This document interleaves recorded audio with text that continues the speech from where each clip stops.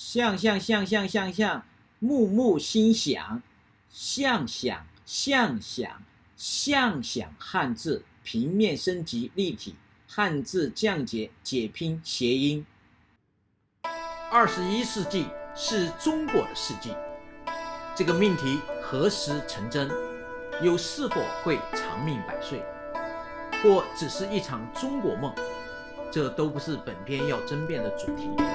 可有一个不争的事实是，中华文明源远流长，博大精深，而文明二字正点出了文明的基石是文字。更为奇特的是，一位痴迷汉字被称为汉字叔叔的美国人，竟然发现有些文字当中还有一颗跳动的心脏。哇，何等匪夷所思的汉字！人、文、心，汉字是中华文明的基石基因，其最高境界是文以载道。汉字是有灵魂的，可悲的是，不知何时汉字的灵魂失丧了。如今的汉字竟成了有文无名，知其然而不知其所以然的活化石。一个个笔画不同，形状各异，读音多变的约定俗成的死符号，怎能不导致汉字的三多三难呢？汉字之所以能源远流长、博大精深，就在于汉字不但有象形文，而更在于其竟有90%以上形形色色能表达抽象事情事理的合体字。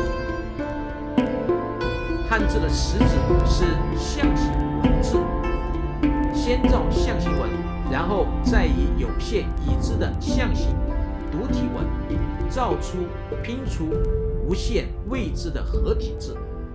汉字的灵魂就凝聚且隐形在构造出这些象形文和合体字的字源字理之中。汉字的3要素是形、音、义。形文载道，音义密连，义物循理，皆三位一体。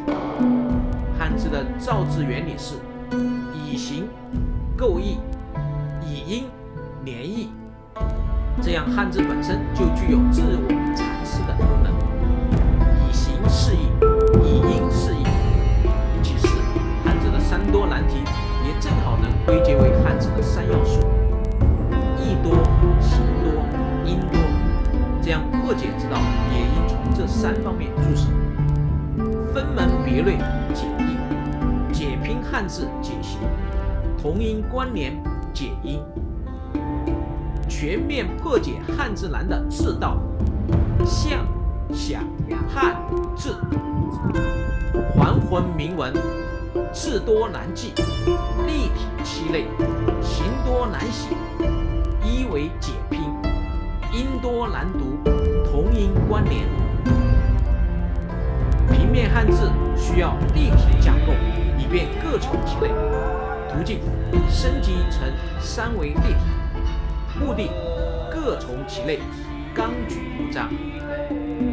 平面汉字也需要线性降解，便于一目了然。途径降解为1维线性，目的一目了然，望文生义。